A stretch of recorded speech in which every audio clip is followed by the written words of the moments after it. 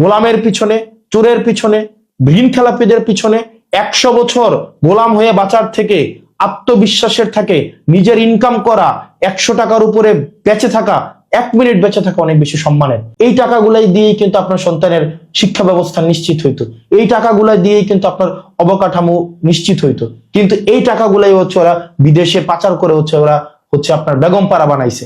আপনার নেতাকে কখনোই কষ্ট করে কম দামি জামা কাপড় পরে, কখনো বিলাসবহুল জীবনযাপন করে ছুটিতে যায় থাইল্যান্ড, অস্ট্রেলিয়া, সিঙ্গাপুর, ঠিকই কিন্তু ছুটিতে ওখানে বেড়াইতে যায়। কিন্তু আপনি দেখেন আপনার যেই কপাল, এই কপালই থাকে গোলামের কপাল।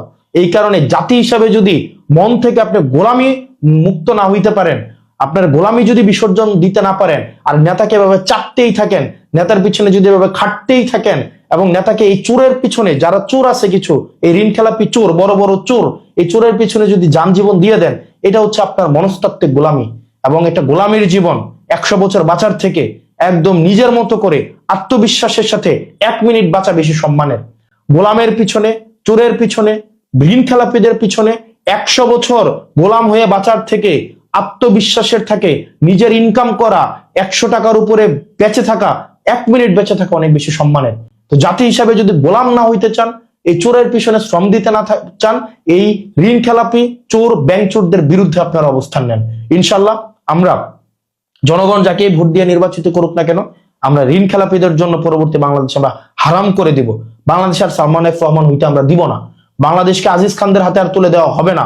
নতুন করে যারা আব্দুল আওয়াল মিন্টুদের মতো এলিট ব্রিডরা এসে আমাদেরকে যারা আবার ওইখানে আপনারা বর্জ্য, আমরা প্রলেতারিয়েত, এইভাবে আপনি দৃষ্টিকোণ থেকে দেখবেন, আপনাদের হাতে আর বাংলাদেশ তুলে দেওয়া হবে না।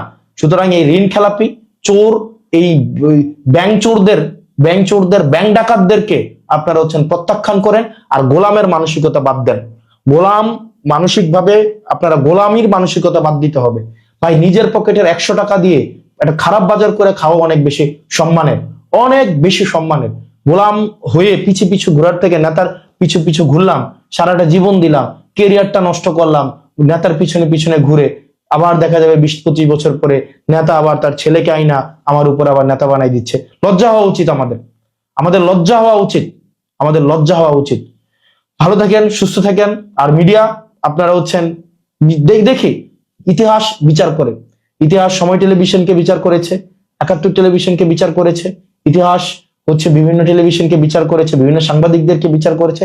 সমস্যা নাই, আপনারা আবার সেটেল করে, আবার ব্যাকডোর কম্প্রোমাইজ করে হয়তো আবার যার যার জায়গায় হয়তো ফেরত গিয়েছেন, যাচ্ছেন, এগুলো কিচ্ছু আসে যায় না। কিন্তু ইতিহাসের দায় থেকে কেউ মুক্ত হবেন না।